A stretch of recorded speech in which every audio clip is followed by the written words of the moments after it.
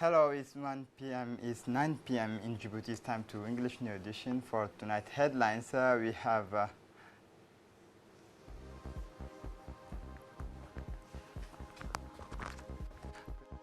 take part in the opening of the second forum editions.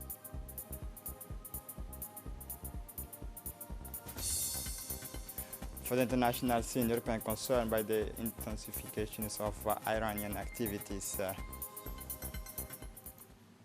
Welcome to our newsroom.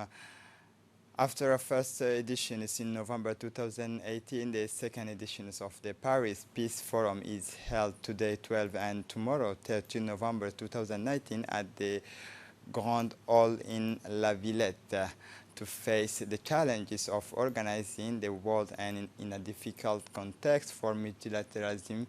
The Paris Peace Forum continues to mobilize and bring together all the actors involved. It acts as an incubator to advance projects and launch new initiatives. How?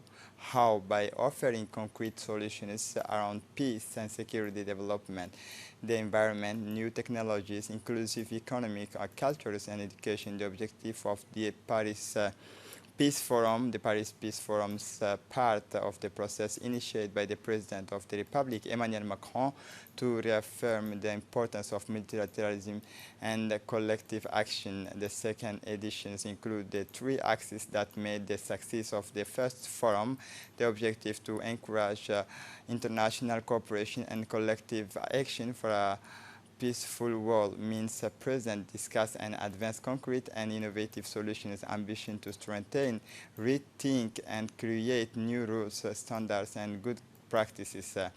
The projects selected for 2019 projects and initiate are identified through a call for projects. They can be proposed by various global governance actors, either at an advanced stages of their design and the initial phase of their implementation. For its second edition, Paris Peace Forums received more than 700 applications from 115 countries around the world. These projects come from a wide range of global governance actors: government, international organizations, NGOs, corporation, development agency, foundations, philanthropic organizations, religious group, association, think tank, and universities.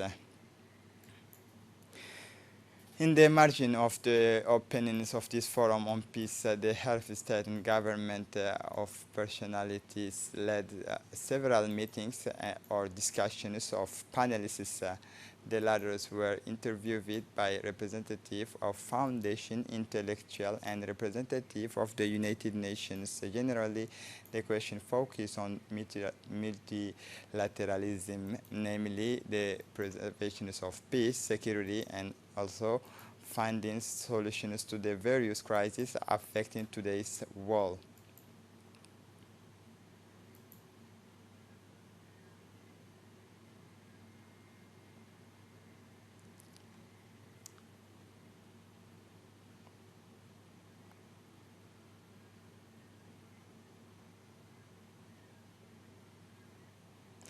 In answering the panelists' question, the President of the Republic, Ismail Omar Guelleh, gave great importance to the questions concerning multilateralism. He stated that governments should not act in the places of the population concerned. He stressed that the civil society should be involved in decision-making that must be done multilaterally and not only within the framework of government. Listen to this report.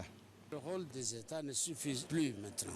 Il faut que la société civile, les ONG, les secteurs privés soient associés à cette réforme. The role of states is no longer sufficient. Society, NGOs, and the private sectors must be involved in the reform and accountability of multilateralism and have listened to what our people have said. Our intellectuals and all those who have something to contribute to this management of global governments. When the terrorism that swept away, destabilized, and disturbed entire societies, the approach must not be a confidential one. Other ideas must be found to be able to cope for world peace and governments in the nation-state, such as global warming, pandemics, and migratory crises that cause our problems in rich countries.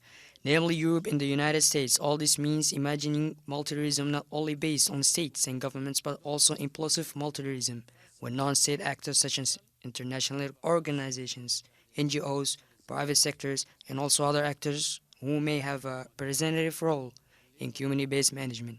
Multilateralism in small states. Of the 193 states in the UN, 105 are small states. From the multilateral frameworks of the UN, we must be concerned about this representative and give a form to small states because priorities and emergencies may not correspond with those of other countries. Island countries are very concerned about global warming. It's an emergency and a matter of immediate survival for them and for us. A small state in the Horn of Africa suffering from an increasingly epidemic drought. Specialists make a link with global warming. I am therefore thinking in the context of the reform in the new architecture of the United Nations. Small states must claim better representation.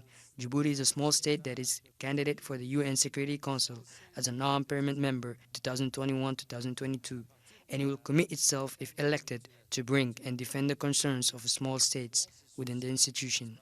À porter et à défendre au sein de l'institution les préoccupations des petits États.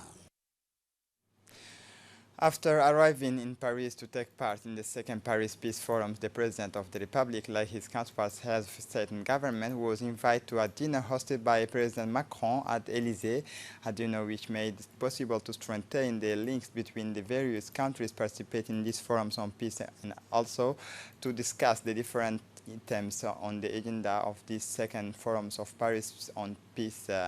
Indeed, this second edition takes up the three axes that made the success of the first forums possible: encouraging international cooperation, collective action for a peaceful war, presenting discussion, and advancing concrete and innovative solutions. Its ambition is to strengthen or create new rules, standards, and best practices created in 2018 following the commemorations of the centenary of the armistice of the First World War. The Paris Peace Forum is an international forum dedicated to the development of approaches to the increasingly complex issue on the world's agenda as a source of sustainable solutions.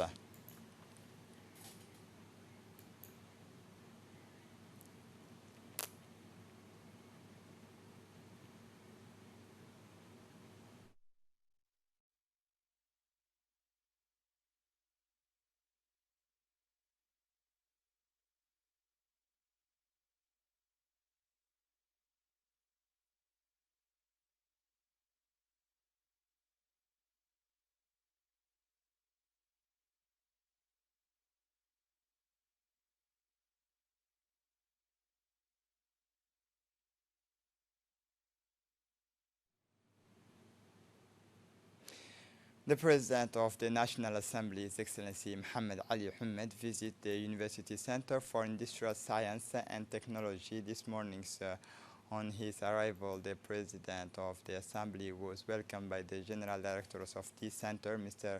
Maysara Mohammed Sheikh, as well as its leaders and students. Also present during this visit were four Member of Parliament Suleiman Daher Bide, Jibril Abdullahi Migane, Ibrahim Ahmed Abdo, and Ahmed Hassan Mohammed. After the warm welcome given to the President of the Assembly and his delegations by the managers of this center, Mr. Mohammed Ali Ahmed and his delegation is headed for the Industrial and Digital Control Department, which was hosted by the heads of the department.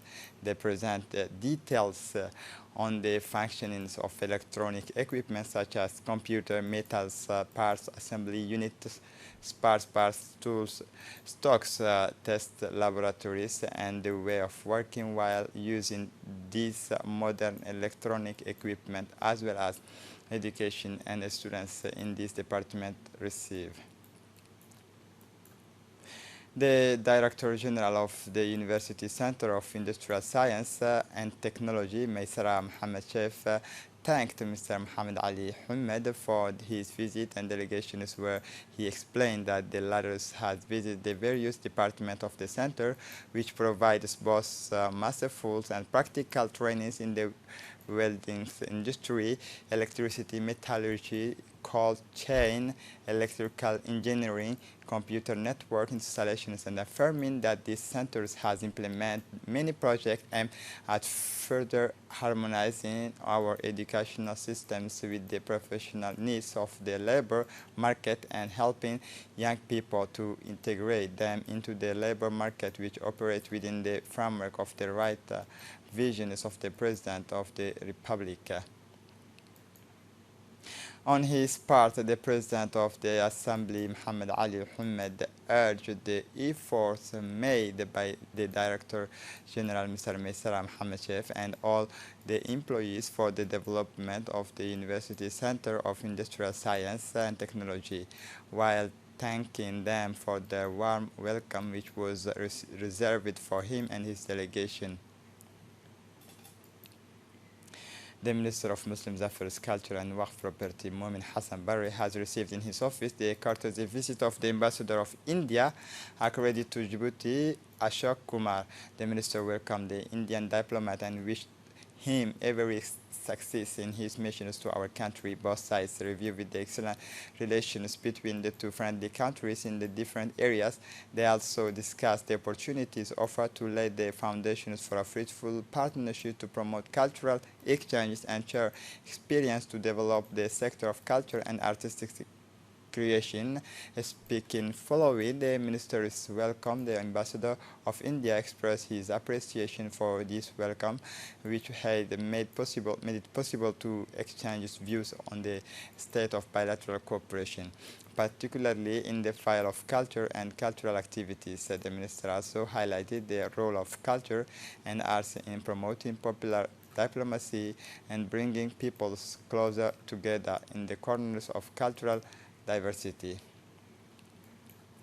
For the first time, science was in the spotlight during the week of 13 October this year, and it was in the spotlight on Monday, 11 November, with the closing ceremony at the People's Palace of the African Science Week in the presence of the participants, and which rewarded the participants and innovative project holders, indeed jointly organized by the Association Women in STEM Djibouti, the Djibouti Technology and Innovation Center and research professor from the University of Djibouti under the aegis of the ambassador of the Next Ashton Forum Djibouti 2017-2019, Dr. Jaltu Abubakar Osman. This week had two main objectives: to foster vocations for science among young people and to give greater visibility to technological innovations in Djibouti. During this African Science Week, several activities were organized, including a science fair where young scientists from the University of Djibouti had the opportunity to present their respective projects to the public. A conference entitled Women Sciences in Djibouti, Challenges and Opportunities was organized. Djiboutian women scientists with busy careers came to share their experiences.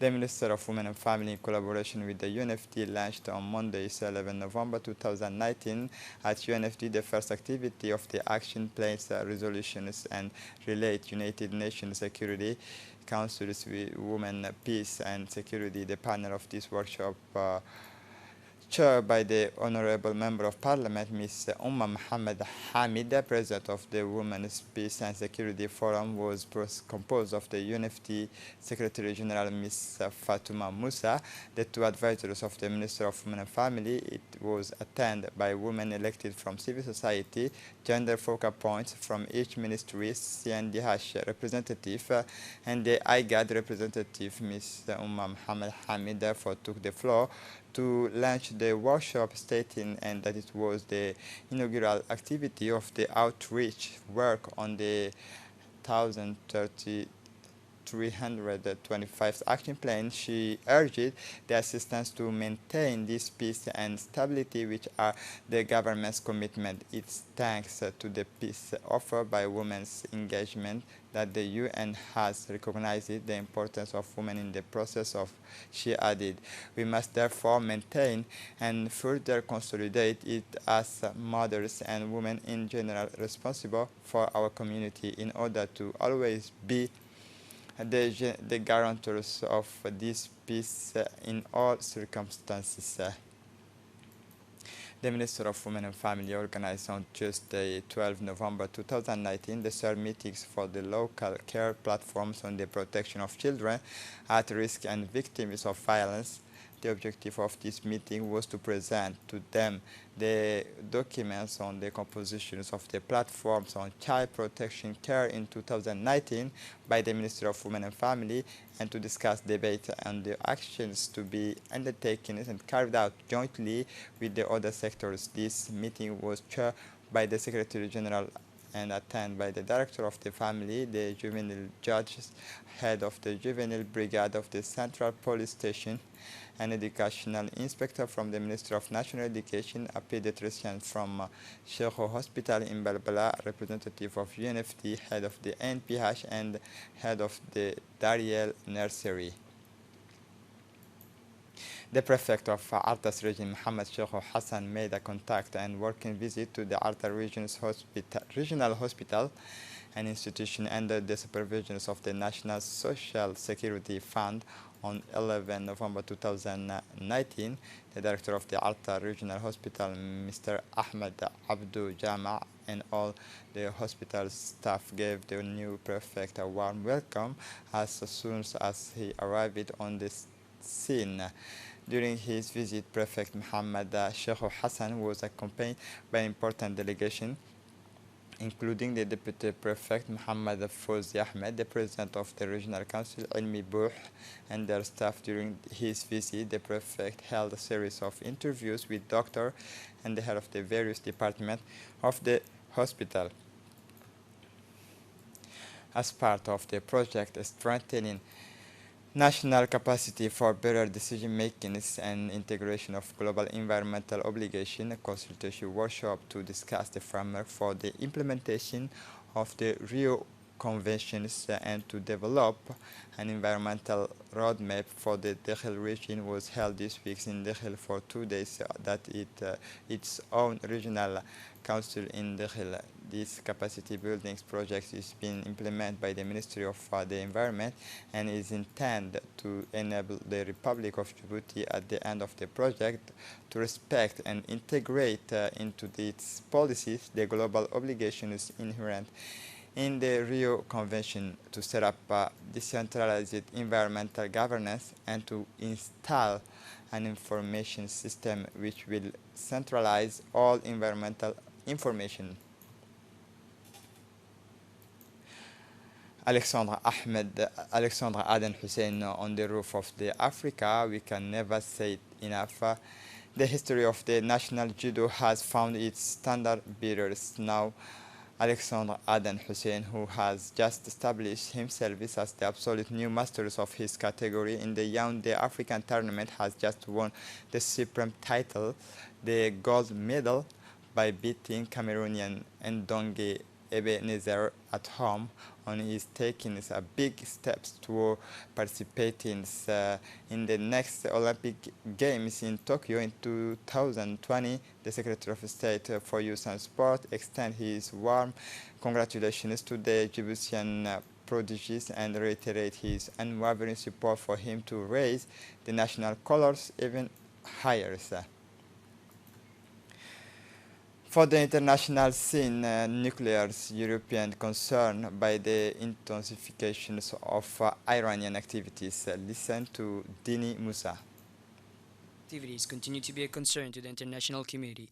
In its latest report, the Atomic Energy Agency claims to have detected natural uranium particles linked to human activities at an undeclared Iranian state. The nuclear policeman is also concerned about the level of a stockpile of low-enriched uranium, which is reportedly well above the limit set by the Vienna Agreement.